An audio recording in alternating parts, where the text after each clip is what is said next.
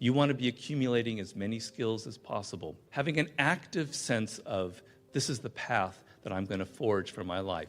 It's flexible, you're open to things that happen in the moment, but you have that inner radar that I'm talking about where you can recognize a false path from one that's a real opportunity.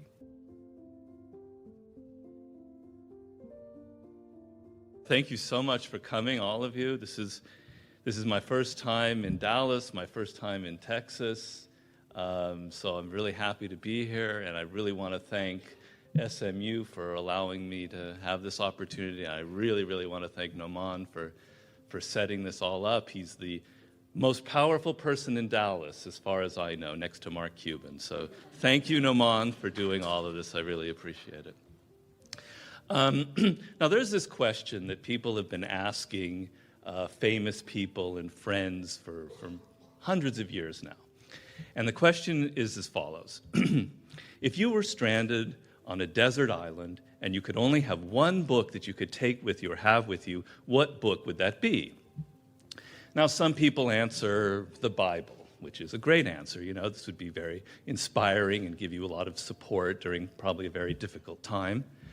Other people who want something maybe a little more entertaining but still inspiring would say Moby Dick or War and Peace being very long, so you could, draw it out for a while.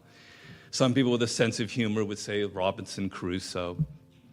Well, when they asked the writer, the famous English writer, G.K. Chesterton, what book would you take if you were stranded on a desert island? He gave a much different answer. He said that he would take Thomas's Guide to Practical Shipbuilding. Okay? Now, I actually happen to be one of the few people who's actually seen Thomas's Guide to Practical Shipbuilding.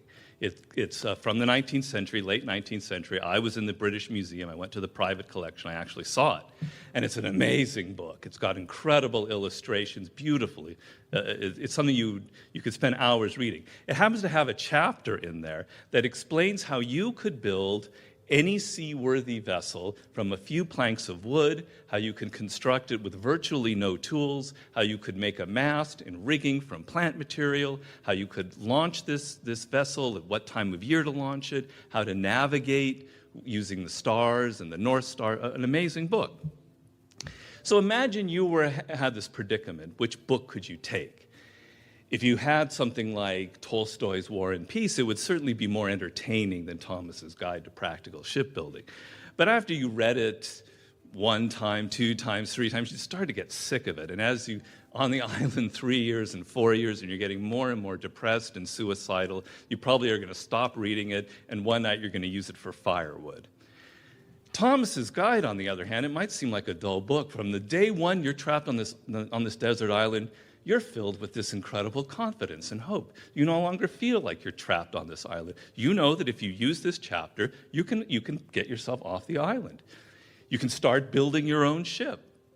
It's going to take months, probably years. But as you're building this little vessel to escape from the island, you're learning a valuable skill, you're building confidence, you're feeling more and more excited about what's ahead. Then maybe you launch this vessel, then maybe you get to another island or to some port where now you could read all of the books you ever would want to read, and then you could write a bestseller about your experiences and sell the movie rights, on and on and on.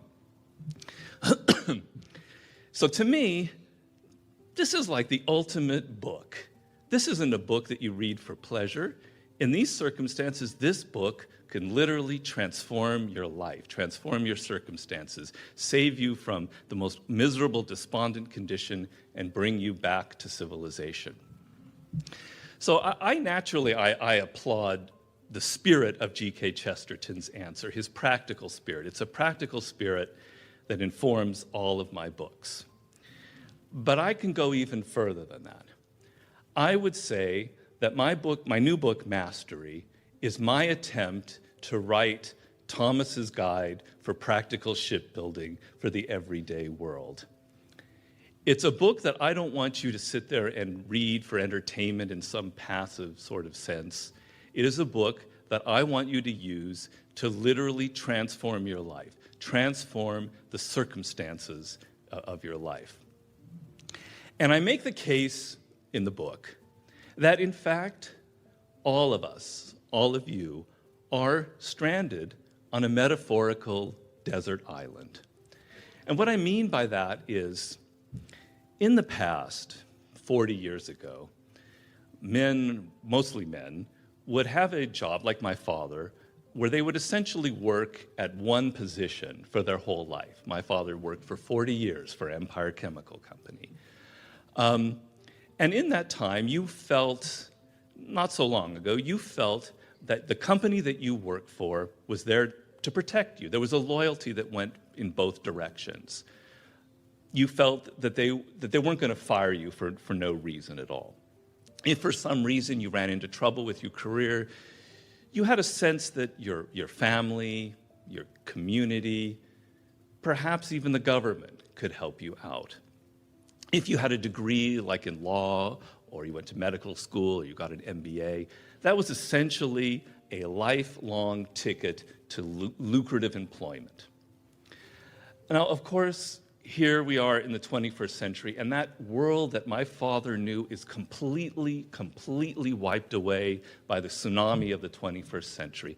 It is gone. It is a dream. None of us are going to work for the same company in our lives for 40 years. The Empire Chemical Companies are dinosaurs. We're going to work for 3 or 4 years at this company, at that place, whatever. There's no longer a sense of loyalty going both directions. We don't feel like that company, that place that we work for is necessarily going to protect us from cradle to the grave. We no longer feel the security that if we got into trouble, we really could rely on our family or our community, and we certainly can't rely on the government at all. So in some sense, the only thing that we can really rely on is ourselves. We're thrown back on ourselves. We have to depend on our own resources. We are essentially stranded. And to take this metaphor even further, the world that we all know now is completely different in other ways. It used to be that a company would have 4 or 5 competitors that they could identify and that were clear. Now, in this globalized environment, there are hundreds and thousands of competitors, hundreds of thousands of people competing for the same small pieces of power. Even more so, the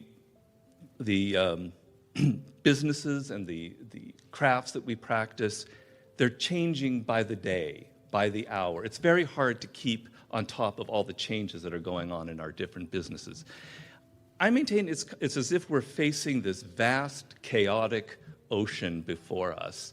And to navigate this ocean is extremely difficult, and it's very easy in our careers to get lost, to lose a sense of where we're actually headed. Well, I designed Mastery as a way to help guide you in this journey.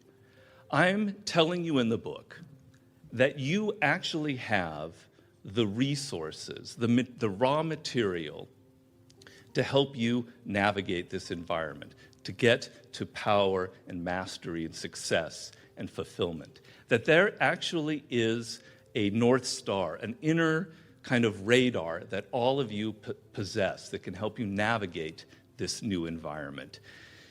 They're there, but you're not aware of these resources and this inner radar. You're not exploiting them. You're not using them.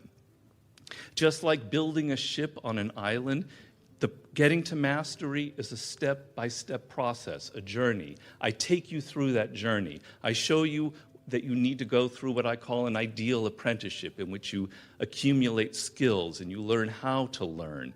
I show you how you need to identify a mentor and work with a mentor, how to develop social intelligence so you can protect yourself from the manipulative people in your environment, how you can, by staying with this process, how you can awaken that natural creative energy that I believe all people have, how you can push past the 10,000 hours to 20,000 hours to the point where you have what I call high-level intuition and you have mastered your field just as much as an Einstein or a Steve Jobs. Now, the book is very long, it's very complicated, and I don't have a lot of time this evening. So I want to focus on what I said earlier about these resources that all of you possess, about this inner radar that you actually have. This is the first chapter of Mastery, what I call the life's task. It is by far the most important chapter. It is the most important principle in the book. And I maintain that if you don't understand this principle, it is actually very, very difficult to achieve any kind of success or long-term power or mastery in this world. So please pay attention. Now, when we look at our lives and our career path, it generally goes like this. We're born, I think we can all agree on that. We then enter an education system, and then somewhere around high school, maybe a little earlier, maybe a little later, in the back of our minds, we become aware of the fact that we actually have to earn a living. And this is a very tough realization for some. Now, some people who find this realization a little too harsh, and it fills them with anxiety, they choose what I would call a direct path. They gravitate towards something like law or medicine or go for an MBA or some kind of obvious direct craft or skill where they feel they can make a lot of money quickly, something lucrative. There might be some interest. I don't mean to deny that they might not genuinely be interested in medicine or law or business, but if these fields weren't so lucrative, they probably wouldn't choose it. One of the more overriding concerns in choosing a path like that is the money, and nobody would deny that. But many more of us in life choose what I call an indirect path. So we enter the university system, we figure out a major that we think corresponds more or less to something that we like, and then suddenly we're thrown out into the real world to fend for ourselves. And we have to choose a particular career path that might suit us. But we can't choose anything that we like, and so a lot of our choice depends on what's out there, where we live, who are the connections that we have, where we can get some money together, or where we can find a position. And so we take that first step, that first important career step. And then what generally happens after 3 or 4 years, perhaps the job is no longer there, or we're tired and bored, and we have to make an adjustment in our career path, and we choose something else. Maybe something a little bit related, maybe something not really related. And then every 3 or 4 years, another adjustment, on and on and on. And if you were to lift yourself up and look at this career path over 10, 20, 30 years, you would see sort of this zigzagging motion where it goes, where the person ended up like 30 years later has very little relationship to where they started. Even people who take the direct path in life, the same scenario. I knew, for instance, this lawyer that I met in Los Angeles. He went into law because he actually thought it was an interesting field, and he intended to become perhaps a criminal prosecutor, a DA, and then get into a career in politics. And for reasons he couldn't really help, mostly because of his wife, etc., he found himself moving to Los Angeles, where he had to get a job as an entertainment lawyer, and he ended up in entertainment law, and here he was, like babying actors with their egos and movie directors, something he had never intended, and he was pretty unhappy. And he was consulting me to help rescue him from that. And I find that scenario over and over and over again in my consulting business. People who are in their 40s, and they say, I have no idea how I ended up where I am. I'm not unhappy, I'm not completely unsuccessful, but I never really intended to get in this career that I find myself in. It happened by some weird, random chain of events. Now, if you examine this way of how we look at our lives, we can make a few generalizations. A lot of the choices that happen in this career path are from external reasons. Where is the money? Who do we know? Where do we live? What are other people doing? A lot of these choices and this career path that we take is somewhat passive. It seems to depend on a lot of chance and good luck and opportunities that suddenly appear. And finally, we can say that we never really look at our overall life, at the overall pattern of our life. Instead, we're thinking in terms of blocks of 3 years or 4 years, or not even that, maybe months of, I got to get through past this obstacle, I got to get this job, and I'll think about the future later. There's no overall arching sense of a purpose, of a goal to our lives. And I find this problematic. The human being, and I'd explain this in my book, we're very unique, very strange creatures. Animals are basically programmed. They're programmed to respond in a certain way to events in their environment. We humans have free will, a wonderful thing. We have consciousness. But with that free will and that consciousness comes a certain element of pain. That freedom can be very painful. Sometimes we don't know how to fill up our days. We don't know how to make a choice. What is it? Is this the right choice to take in this particular career path? Could there be something better? There seems to be nothing really, truly guiding us and telling us how we must work our lives.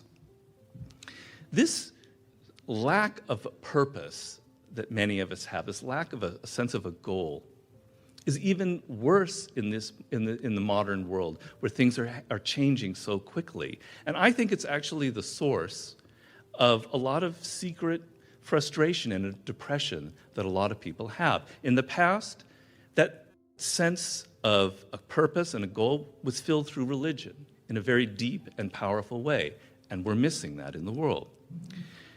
So I maintain in Mastery that there is another way of looking at your life, a much different approach, one that I obviously promulgate. And it goes like this.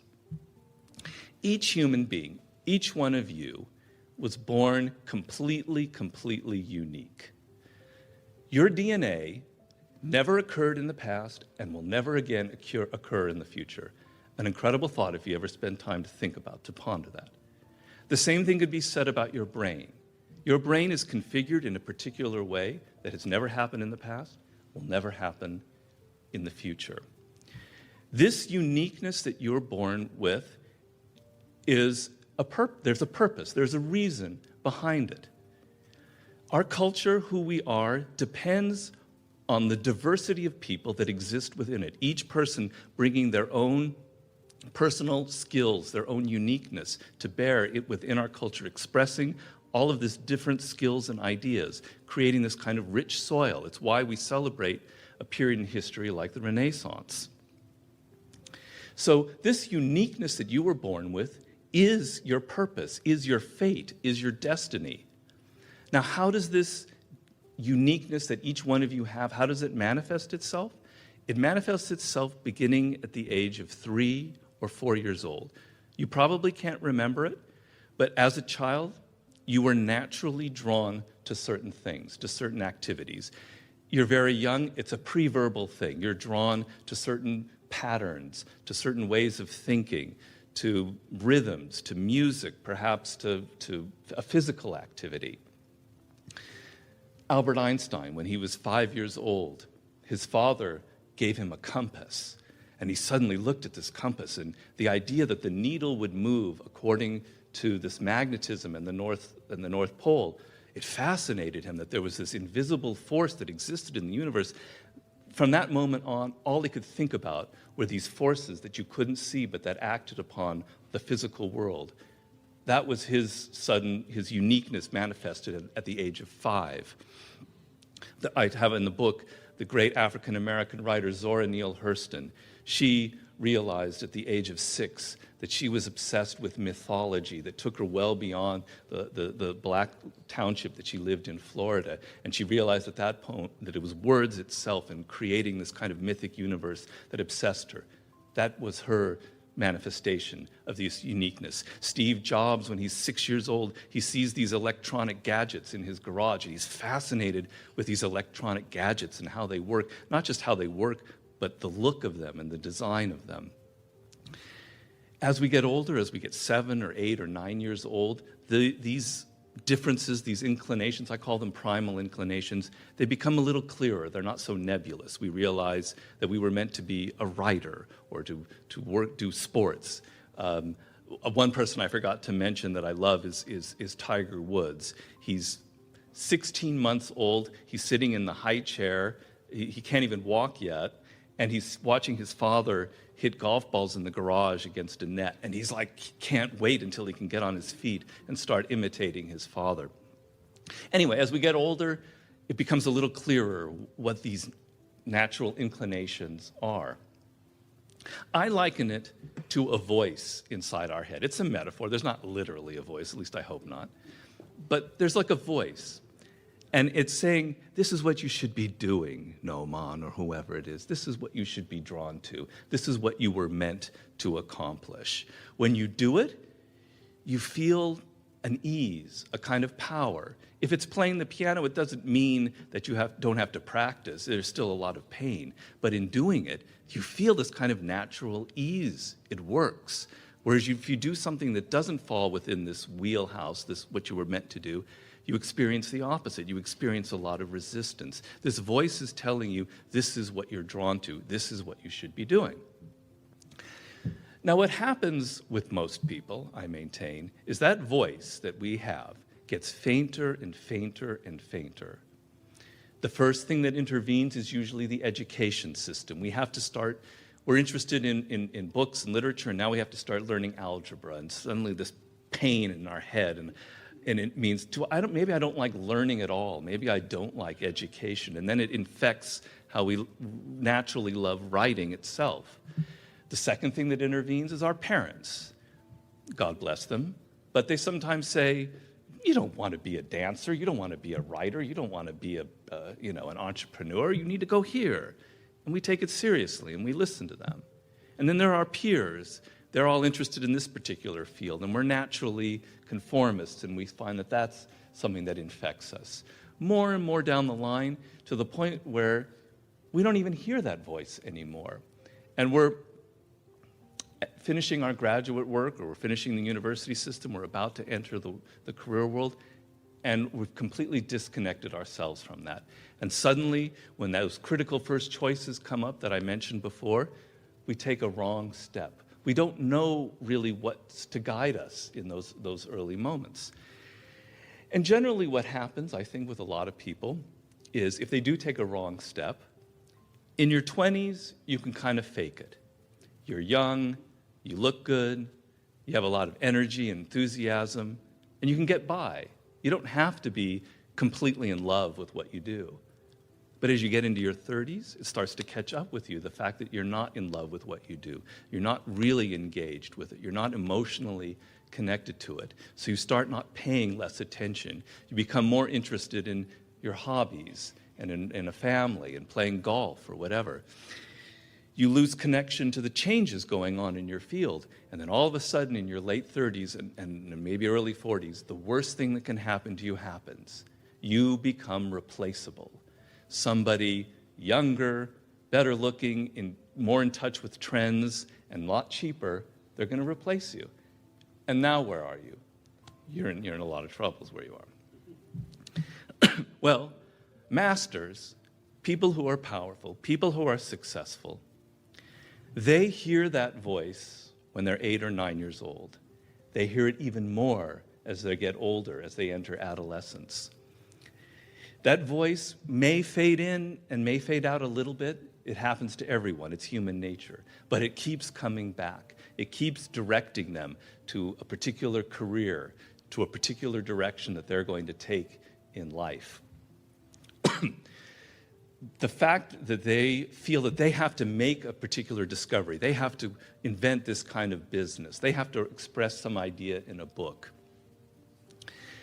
This gives them a deep emotional connection to what they're learning, to what they're studying. And we know from the neuroscience of how the brain works that a person who's paying deep attention, who's focusing, who's really listening, is going to learn much faster than someone who's disengaged, who's bored. So the faster you learn, the more skill you develop. The more skill you develop, the more pleasure you're having in learning. And then you enter what I call a cycle of accelerated returns that will lead you to creative energy and to mastery. Being emotionally connected to what you're doing, being personally involved and excited, pushes you, gives you this incredible momentum that pushes you past all of the obstacles that usually stop a lot of people. You have the patience and the persistence being the most important quality in this world for achieving mastery and success, because you have a reason for doing it, a purpose. You can push past the criticisms that that you're inevitably going to face. Now, this doesn't mean that there isn't an element of chance involved with people who are masters, who are hearing this voice. Of course, there'll be opportunities that come up that they hadn't foreseen. It's within all of their stories. But what they have is they can recognize what a real opportunity is and exploit it from a false path, from a path they shouldn't be taken. A lot of people make choices dependent on money or getting attention. They make the choices from inner reasons. This is something I have to do. This is something that attracts me personally. And because of that, they make all of the right choices. All of these people, and I've interviewed many of them. I interviewed 9 contemporary masters in the book. I've worked, as Noman said, I did a book with 50 Cent, but I consult with a lot of them. And all of the people that I've researched, they all express this sense of destiny or fate.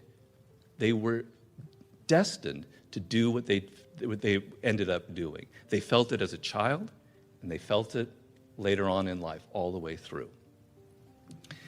Now, I know this might seem abstract or poetic to you, so I want to give you 2 examples of this idea in action and how it could affect your life. One a historical example, one a contemporary one, that show 2 different approaches to this sense of fate or destiny guiding you. And the first one, they're both narrated in my story, by the way. And the first one is a historical example. It's the scientist Michael Faraday. I don't know how many of you have heard of Michael Faraday.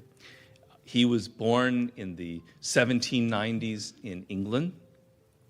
His father was a blacksmith. He had a family of 12. A blacksmith is very low on the social class system. Blacksmiths don't make a lot of money. But to make matters worse, Michael Faraday's father was continually ill, so he couldn't work very much. He had 12 children to support. In other words, Michael Faraday came from extreme abject poverty in London, England in the 1790s. And yet he went on to become one of the greatest experimental scientists that ever existed. It was his discoveries that led to the electric motor and to the field theories that revolutionized science and led to the theory of relativity and all of the technological wonders around him. And so you might say, well, this is a story of a man who overcame a lot of adversity. But that doesn't even begin to explain the story of Michael Faraday. To be a scientist in England in the early 19th century, you had to have access to laboratories. You had to have access to scientific journals, to the work of your peers in science. The only people who could do that were people who went to university. You could count the number of universities in one hand that were available in England for that. To get to a university, you had to go to one of the great, they call them public schools, what we would call private schools in England, a place like Eton. To get into Eton, you had to come from the upper classes. Nobody from the background of Michael Faraday could begin to enter that process. He wasn't facing a glass ceiling. He was facing a concrete wall. It is absolutely impossible that somebody like that could have had a career in science. So how did it happen? Well, I'll try to explain.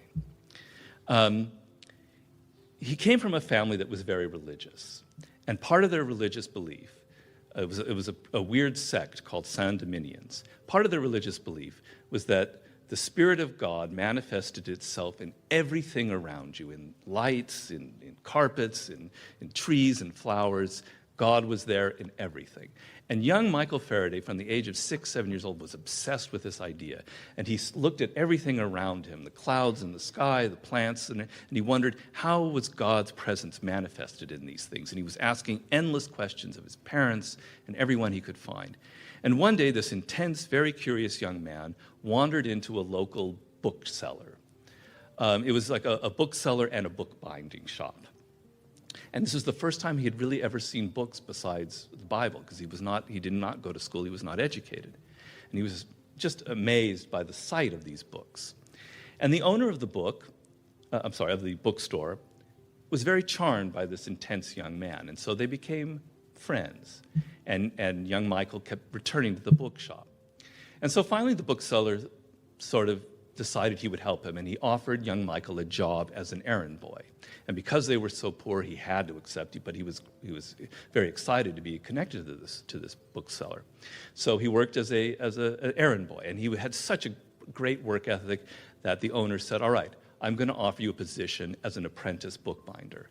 And this was an amazing coup for him. Now, for 7 years, he would serve as an apprentice, and at the end, he would have a craft as a bookbinder, and the amount of money he could make as a bookbinder was amazing compared to where he came from. So he accepted.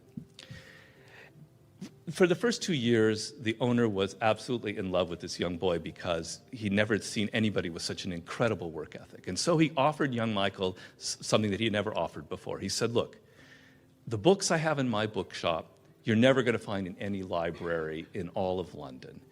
I want you to take any book that you want and take it home and read it. You can read any book that we have. And so he took this seriously, and he read everything in the bookshop. And soon he realized that what he really loved was science, and in particular, electricity and chemistry. What fascinated him about electricity and chemistry was that there was this sort of unknown thing going. Something happened that you couldn't see, just like the effect of God. There was something moving it, and it felt almost spiritual to him. So his love for chemistry and electricity was almost a spiritual thing. So he devoured every book he could on the subject. And then one day when he was about 15 or 16, this book fell into his hands that he had to bind that changed his life. It was called Improvement of the Mind.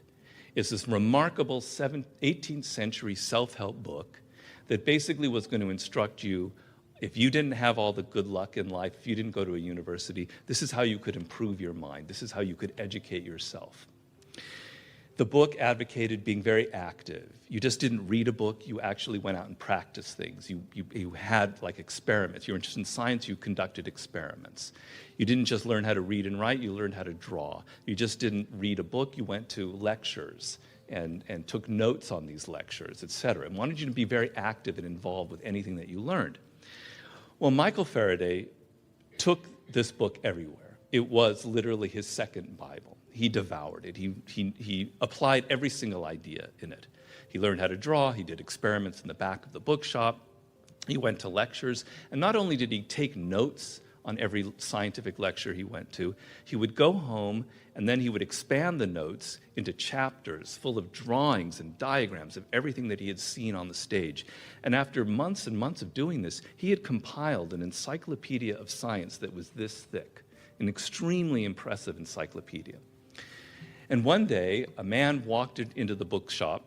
Mr. Dance was his name, who actually belonged to the Royal Institute in England, an institute that promoted the sciences, very prestigious. And the owner was very proud of his bookbinder, and he showed him this encyclopedia that this intense 17-year-old had compiled. And Mr. Dance was astounded, and he said, I'm going to offer you something that I normally wouldn't do. And Humphrey Davy, who's the preeminent chemist in England of the time, is giving a series of lectures at the Royal Institute. It's not open to the public, but I'm going to personally invite you to this series of lectures. Michael Faraday this was heaven for him. He went to these lectures, and he took the most copious notes that he had ever taken in his life. He was so excited. But also he was a little bit discouraged. He realized that this man, Humphrey Davy, was a genius, that he thought on a whole different plane, and that by just reading books and going to lectures, Michael Faraday would never, ever be able to enter this sacred world of science. He was closed from it. He could never be Humphrey Davy by just doing what he was doing. He needed to have a mentor. He needed to somehow get entree into this secret private world with laboratories and all of that. So he decided he would go on a little campaign. He wrote letters to all the great scientists, and he wrote letters to Humphrey Davy himself, offering his services at the most menial position. A few months later, he got a letter from Humphrey Davy himself. Humphrey Davy was temporarily blinded by one of his dangerous chemical experiments that he had done. He saw the letter from Michael Faraday, and he had heard from Mr. Dance what an intense, incredible work ethic this young man had, and he offered Michael Faraday to have 1 week with him as his personal assistant. Obviously, he took up this offer, and for that 1 week, he not only did everything that Humphrey Davy asked of him, he was so polite and respectful. He made sure that he didn't push himself too much. It wasn't so clear that he was angling for a position. He cleaned everything that he could. He just went the extra mile. But unfortunately, there was no position. There was only for 1 week. So he was back to working in the bookshop. Well, his apprenticeship was nearing an end, and he was feeling desperate. Because once his apprenticeship ended, he would have to enter the bookbinding business. And once he did that, his opportunity for entering science would be completely closed. So now he wrote Humphrey Davy again, gently reminding him of things that he had said during that week about experiments that he was maybe considering. He then sent Humphrey Davy, as a gift, the book that he had compiled of his lectures with all these beautiful drawings, a very impressive book. Once again, 2 months later, he receives a letter inviting him to come to the Royal Institute, and suddenly he was offered the job of his lifetime, to be Humphrey Davy's assistant. That very morning, Humphrey Davy's assistant had gotten into an argument with him, and he was fired for insubordination, and the opportunity of a lifetime opened itself up, and he became his apprentice. It meant a great sacrifice because he would be cleaning tubes, cleaning out the fireplace. He was going to be the most menial slave you could imagine, but this was the opportunity he had been dreaming of. Well, the rest is history. After 8 years of serving an apprenticeship on Humphrey Davy and learning all of the secrets and applying himself so diligently, he made one of the greatest discoveries in the history of science, basically an experiment I describe in the book on the nature of electromagnetism, a discovery that led to our first electric motors. It made his career. It got him into the Royal Institute, and his career was made. Now, if you look at the story of Michael Faraday from the outside, you might be tempted to say, well, man, this guy had a lot of luck, a lot of good fortune.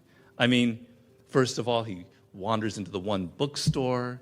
He gets the one job where he could read books. That's pretty lucky. And the guy offers him all of these books he can read. He then gets that improvement of the mind, falls into his hands. That's a pretty lucky coup. Then that man, Mr. Dance, wanders into the store, who then can get him to see Humphrey Davy. That's pretty lucky. The fact that the guy got blinded in an experiment and needed an assistant and then got in an argument, on and on and on. This guy, it looked like pretty much good fortune that allowed Michael Faraday to get there. But that's completely ridiculous. It completely ignores the essence of the story. It was that spirit within him, that intensity, that curiosity that impressed other people. It was that inner radar that I'm talking about, that sense of fate and destiny that made him wander into that bookstore itself, and that energy that he had that impressed the owner. Any young man who wandered into a store wasn't going to be offered the same job. The same thing with that improvement of the mind that fell into his hands. It could fall into the hands of 1,000 people, but nobody would have used the book to the same degree that Michael Faraday used it.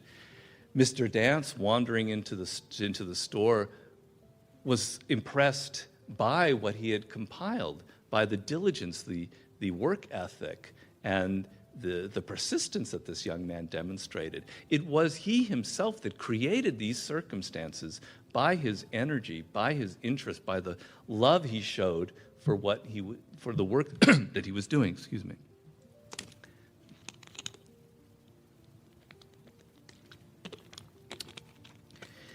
So I maintain that Michael Faraday, hearing this voice within him, was able to make the most critical decisions in his life. And that it was by feeling the sense of destiny early on that he wasn't destined to be the son of a blacksmith, that he wasn't destined to be just a bookbinder working in a bookshelf for his whole life, that he was fated from when the fact he first read that book on electricity and chemistry to be a great scientist. That was what pushed him past all the incredibly impossible obstacles that he faced in life. The other example I want to share with you is of a contemporary example, a woman that I interviewed for the book, a mini Albert Einstein, one of the most brilliant women I've ever met. Her name is Yoki Matsuoka. Yoki Matsuoka, and her story illustrates a much different way of approaching this sense of destiny, the one I find very relevant to our times. Yoki Matsuoka was born in Japan, grew up there in the 70s. And as a young girl, she realized that she was kind of peculiar. She was interested in sports. She was very good at sports, tennis and swimming. But what she really liked about sports was how the body could accomplish so many amazing, graceful things, how the mind and the body could work together. She was also really interested in machines and technology, but she was interested almost in what made them tick, what made them work, what made them alive. She was also interested in math and the hard sciences. And as a child, as a young girl, she somehow imagined that she would be able to combine all of these interests in some career, whatever that would be. But in Japan, you had to specialize from a very early age. You had to choose something very particular. You couldn't be a generalist like that. And so she made a very critical decision. She found her way to the United States and got admitted to UC Berkeley as an undergrad. In the States, she could have much more freedom to choose a broader path. She decided she would major in electrical engineering. This seemed the perfect sort of opening field for her, because studying electrical engineering, you could design all kinds of machines, but there were many different avenues you could take. One day, she confessed to her professor that her lifelong dream, or the dream that she had when she was a young girl, was to build a robot that could play tennis. That would be how she could combine all those weird interests of her. And to her surprise, he didn't laugh at her. He said, well, we have a robotics class here at Berkeley. It's this new field. It's very exciting, and I want to invite you to take the class. She took the robotics class at Berkeley, and suddenly a light bulb went on in her head, and she said, this is the field for me. This is perfect. She went on to pursue this more deeply and then got herself admitted to the most prestigious robotics laboratory in the world, the robotics lab at MIT. At MIT, they were designing the new state-of-the-art robot, and she volunteered to be the one that would design the hand. This would be her chance to do all those things that she had always wanted to do as a child, combine all those weird interests of her. She started going deeper and deeper into the study of the hand and how to build it, and suddenly she realized that this wasn't enough. Her electrical engineering background wasn't enough. She wanted to know what made the hand so human, so alive, how the hand is connected to the brain. So she decided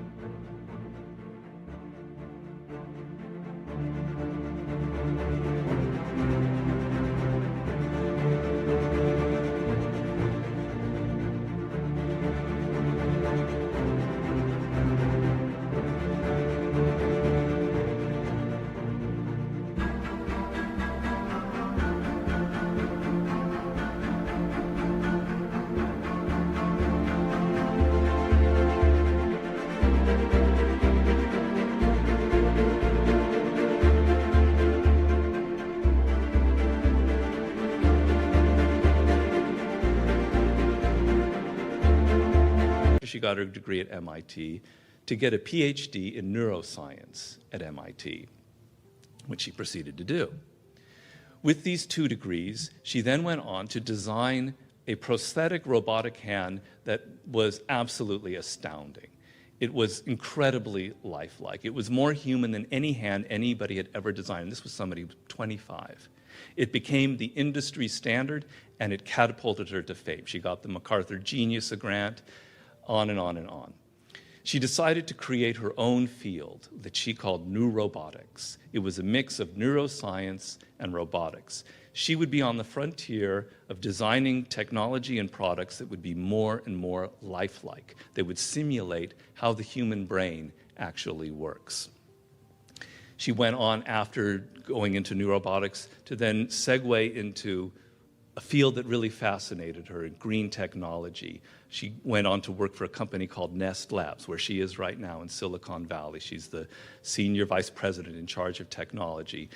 She worked on designing a thermostat for the house that operates almost as your personal assistant. This thermostat learns from your behavior how you need to heat up your house, and in the same process, able to save a lot of energy, but kind of adapts to who you are and how you watch the television, and on and on and on, and turns it on and off according to all this. An amazing device, and she's going to be inventing all sorts of other devices like that. Now, the thing about Yoki Matsuoka that I find fascinating, and where I consider this a more modern example, is that she doesn't know when she's 8 or 9 or 12 what exactly she should be doing, like Michael Faraday did. It was this sort of general idea of a direction that she needed to take in life, which I think is more human and is how a lot of us feel. But feeling this kind of inner radar, this strong sense of what she was meant to do, of the kinds of things that fell within that wheelhouse of power that were comfortable and easy and felt right to her, she was able to make all of the right choices. She was able to find her way to the United States, where she could have the freedom to explore more. She found her way to what she recognized from the moment she got into the robotics lab, that this was the right thing for her. She realized as she was designing it that she needed to take this further and study neuroscience, on and on and on. If she had rebelled against her fate, this sense of destiny, she would have stayed in Japan, or she would have stayed just learning how to be an electrical engineer and design robots. She would not have become a master. By following her fate, by accumulating all of these different incredible skills that I outlined to her, she can essentially write her ticket. She's able to create businesses or products or ideas that completely reflect her uniqueness. And what you can say about these great masters that I'm talking about, these highly successful people, whether it's Yoki Matsuoka, Michael Faraday, Steve Jobs, on and on and on, is that they are unique. They are irreplaceable. They are one of a kind. They are originals. Basically because they've followed the path that I've outlined for you tonight. So, in conclusion, I want you to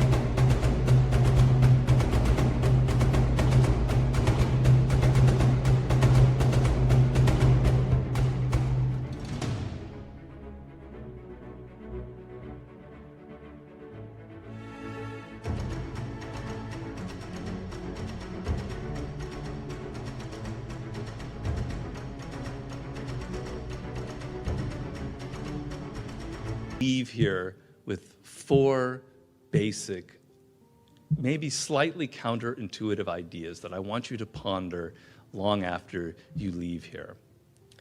The first is, I want you to think of a sense of destiny, of fate, actually applying to you and your individual lives.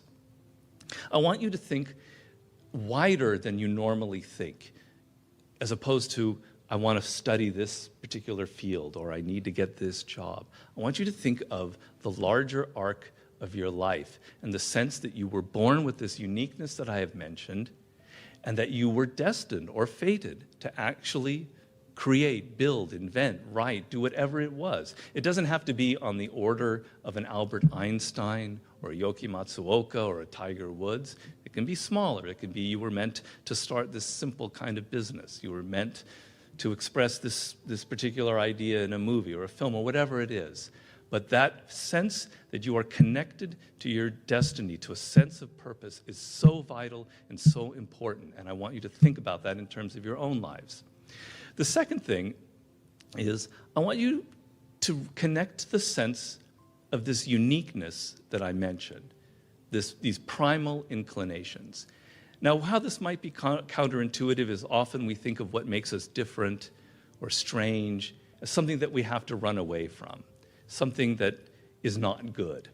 But in fact, that is the source of your strength, that is the source of any kind of power you're going to have in life. And as you're entering, if you're in your early 20s or you're even older and you're thinking about your career and where you're headed, you have to go through a process. You have to think back to your earliest years, to those fields that excited you in that primal way, like it excited Albert Einstein with the compass. They're there. That information is there. You're just not paying attention to it. You have to look at the kinds of things in the present that excite you with a curiosity that's beyond normal. I know, for instance, with myself, whenever I open the New York Times, and ever there's an article about our earliest ancestors, I have to read that article. I have to devour everything about it. I'm so fascinated with that subject. I don't care if it's about the teeth that they discovered in the earliest Neanderthal. I just have to read it. I maintain that all of you, there's something like that in the newspaper, on the internet. That's a sign of something of that uniqueness that I'm talking about. There's also the negative side of the coin. There's also the things that you hate, that you've discovered in your career that you don't want to ever have to deal with. One of the people that I interviewed, Paul Graham, one of the contemporary masters, he learned early on that he hates any kind of bureaucracy, any kind of political environment. That's the flip side of these natural primal inclinations that I'm talking about. So I want you to go through this process and reconnect with this uniqueness that I believe each and every one of you have. The third thing is I want you to think of your career path not as this sort of random thing that just sort of happens to you, that you live in the moment and whatever appears you have to take, or this direction or that direction, the usual passive approach that a lot of people have. I want you to think of your career path as actually a work of art, something that you are creating, that you are forging, that you are making, that it's not something that just happens to you. If it's something, that direct path I mentioned, something that you know from early on that you're going to be the next Michael Jordan, then don't listen to other people and go take that direct path and see where it leads. If you're not Michael Jordan, you could end up becoming a great basketball coach or teacher or whatever, the path that many people have taken in life. I have the example in the book of Freddie Roach, the great boxing trainer who basically failed as a boxer and then realized that he was meant to be a trainer. You take that approach.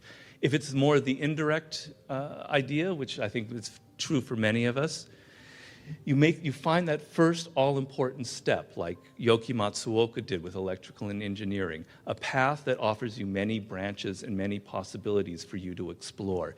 Your 20s are what I call your apprenticeship years. It's the years that you should be accumulating as many skills as possible.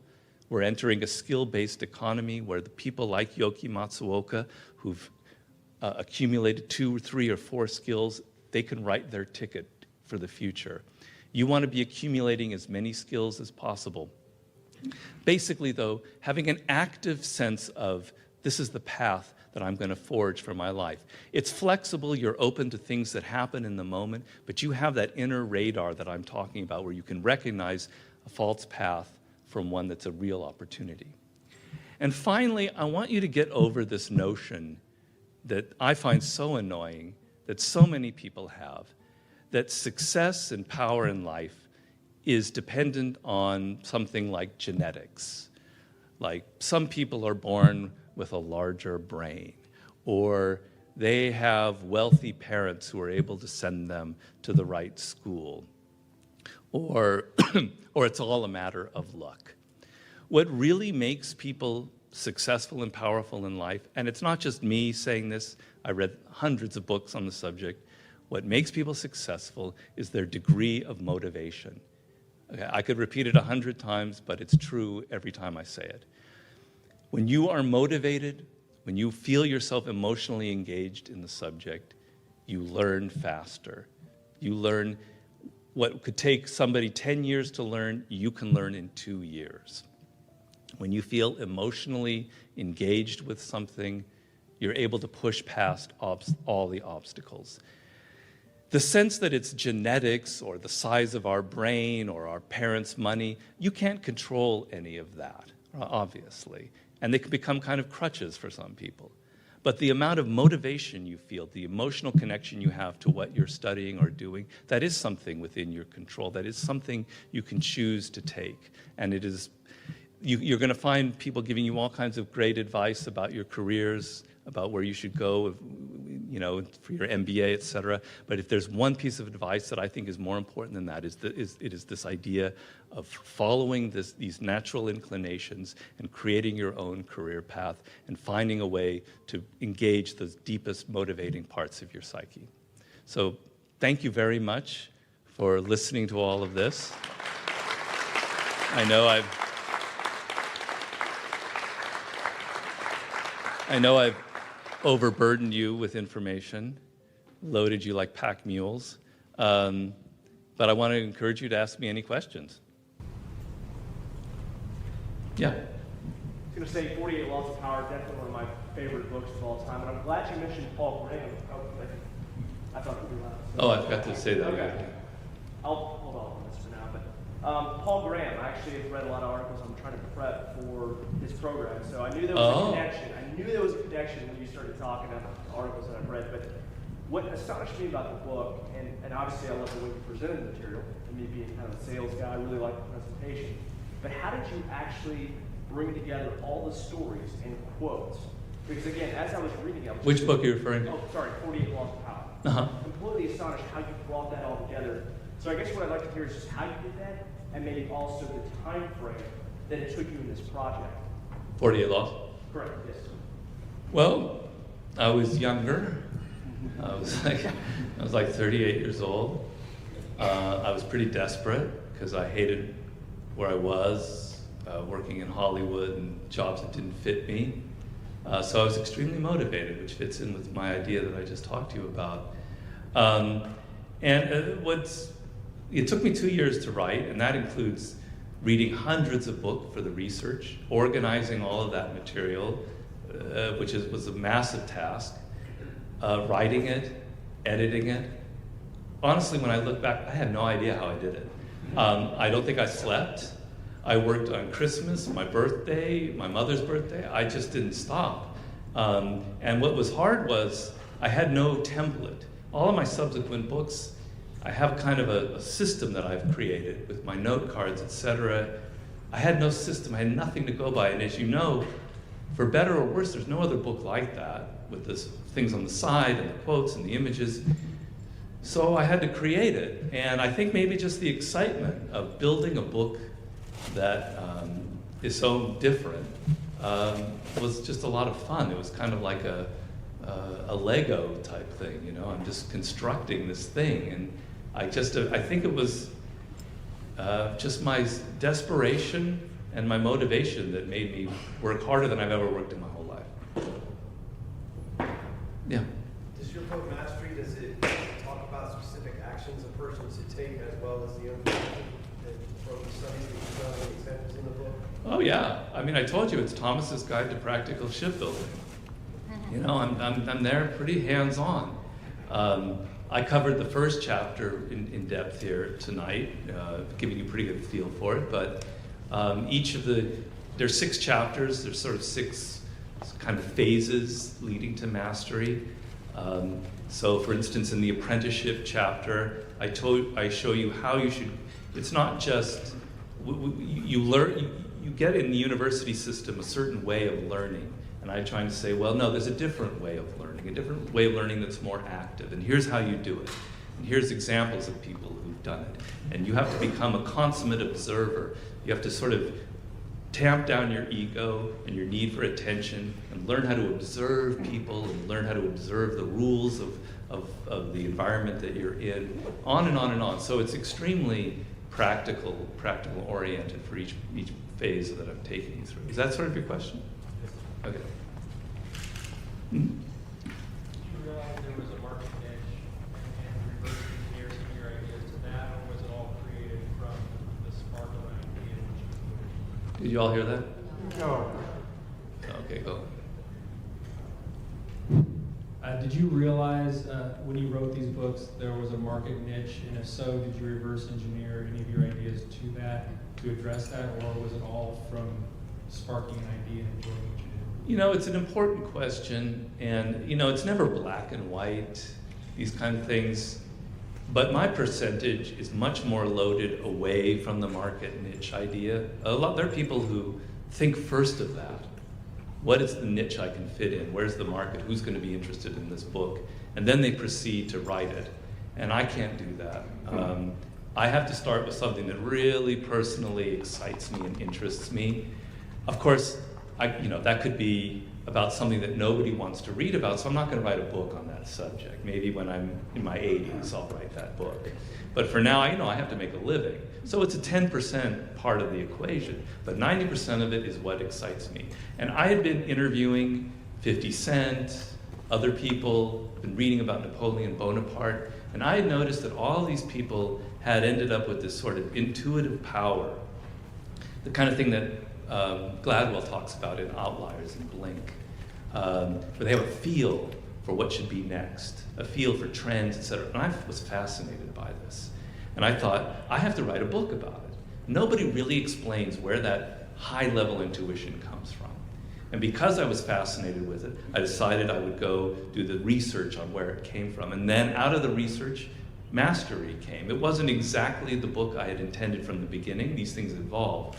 But it came from a deep, personal, obsessive need to understand something that nobody else was writing about. When I wrote The Art of Seduction, which was sort of a natural segue from 48 Laws, but there was no book out there on this subject. And I can tell you, I know that because I researched it pretty thoroughly. There was nothing on there out there. You either had books that were like for pickup artists on the most banal level about how to pick up some woman in a bar, or you had some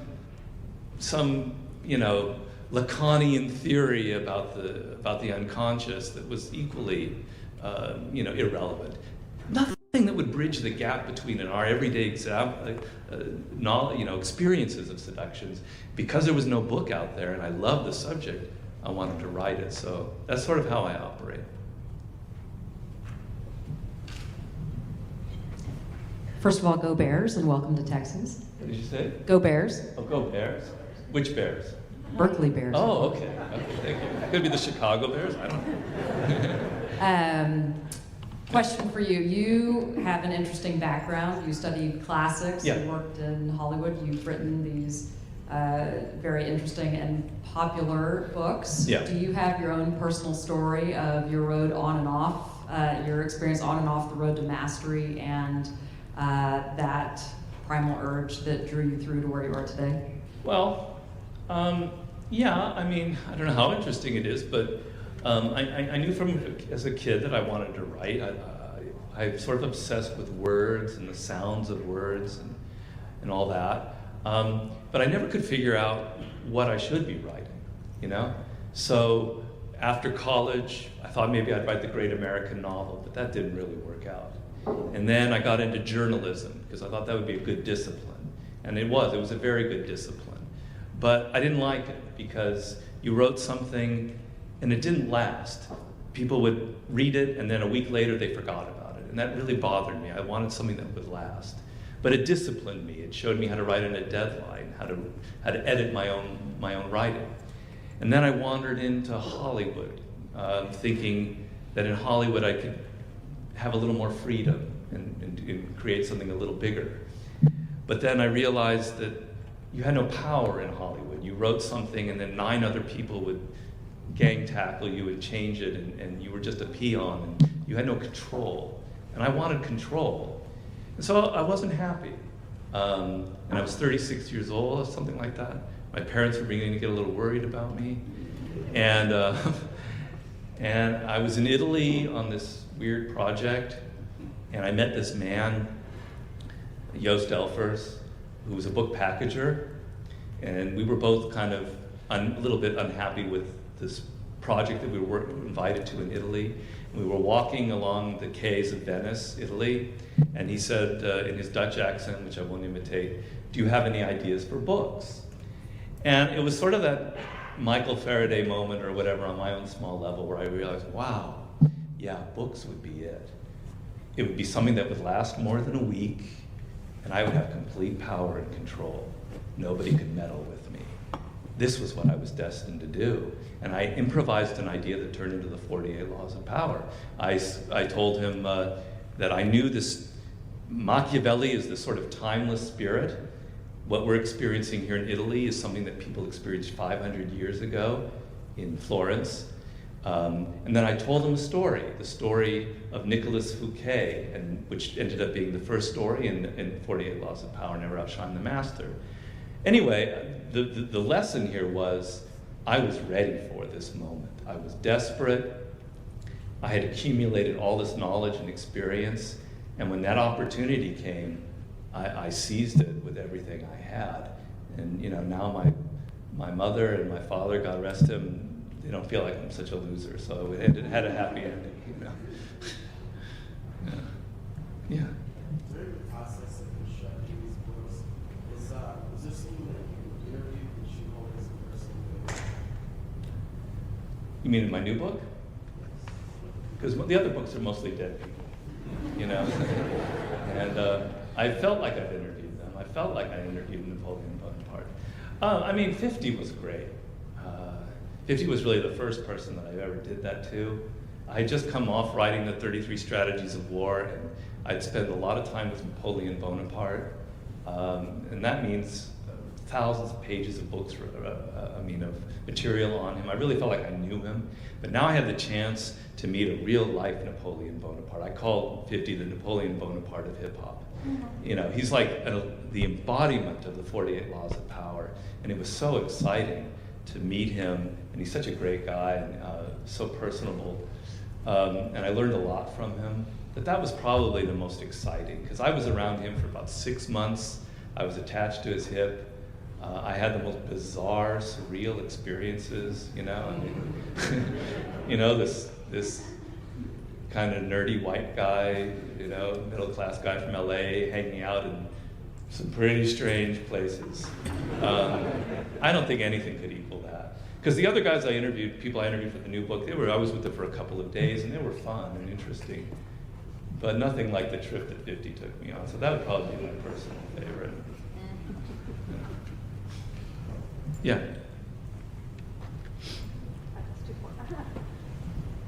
Can you expand on Suffer Fools Gladly? Well, there's a phrase in the Bible that's become kind of an expression called "suffer fools gladly," and somehow in our modern world it got totally inverted, which is something that kind of bothers me. The original expression meant that you're constantly surrounded by fools. Half the world are fools, or whatever the percentage is. And maybe you're a bit of a fool.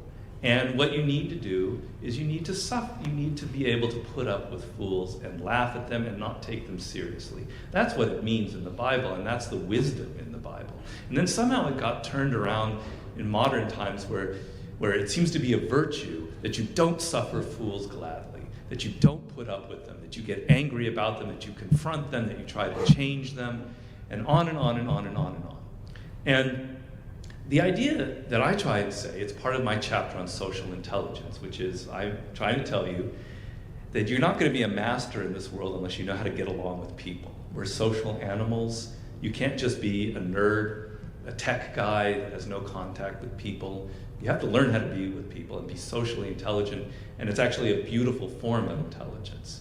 And one of the aspects is to learn how to suffer fools gladly. And I tell you what I think a fool is. A fool is somebody that doesn't have the right kind of sense of priorities in life.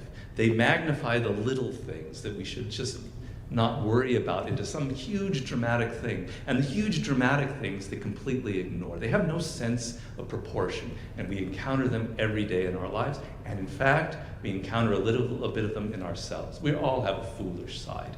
So let's all be patient with fools. If you try and change them or fight them, you're only going to waste valuable time and energy in your short life. Learn to laugh at them, learn to know it's part of the human comedy. I find that that's going to save you energy in the end. And I have stories in there of how not only do you suffer fools gladly, but you turn it around to an advantage. So I have a story in there of Daniel Everett, who's a great kind of anthropologist and linguist. And he came out with a radical new theory on linguistics. And suddenly he finds himself being attacked by everyone in the field. But they're attacking him in this ad hominem manner, as if he's a charlatan. They're not attacking his ideas. And it's driving him crazy. And now he's dealing with fools. And he decides that what he's going to do is he's going to turn it to his advantage. He's going to make sure now, from now on, that anything he presents in a book or a lecture is airtight.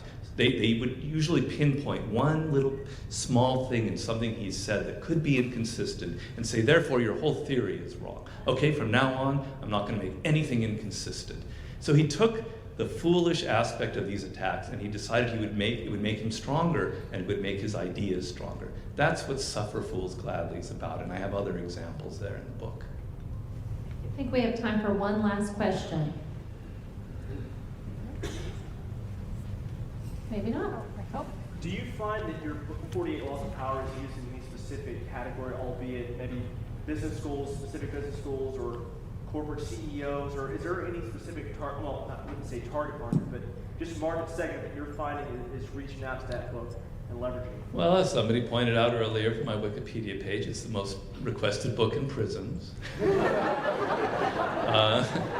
But I don't want you to focus on that. And there are probably some CEOs who are in prison who've used the book. A lot of business people, a lot of Wall Street people, obviously, and a lot of Hollywood agents. That's sort of a natural fit.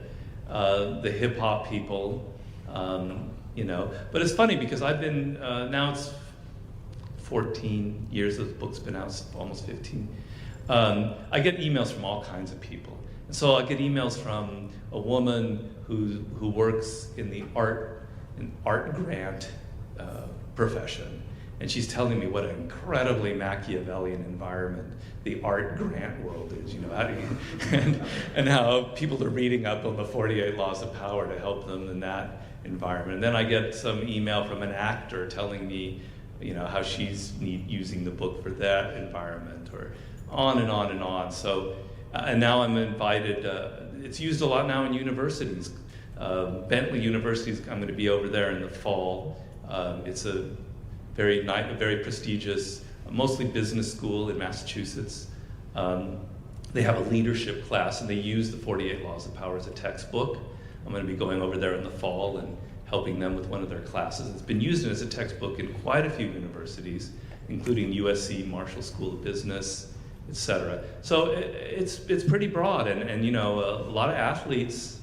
I've been approached by NBA players. You mentioned Lamar Odom, etc. So I don't know, man. I don't know where I would draw the line. I think it sort of transcends all of that, hopefully.